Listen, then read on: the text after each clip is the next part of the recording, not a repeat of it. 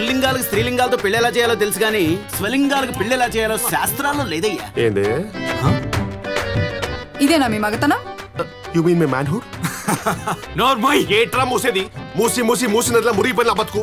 Emotion dialogue Trivikram తర్వాత వచ్చిన 4 విక్రమ్ లా నువ్వు. నేను చెప్పినట్టు వస్తాడు, నేను పెళ్లి చేసుకుంటాడు. కర్మ సిద్ధాంత్. ఆశ దోశ అప్పుడం మాట్లాడుతుంటే మెన్యూ చెప్తా ఇంటర్ వేస్తాను. మా ఫ్యామిలీకి కూడా మీలాంటి వాల్యూస్ ఉన్నవారంటే చాలా ఇంట్రెస్ట్. అవును మరి, అప్పులు మస్తున్నాయి కదా చాలా. భారతదేశ చరిత్రలో చాణక్యుడికి ఒక ప్రత్యేక స్థానం ఉంది.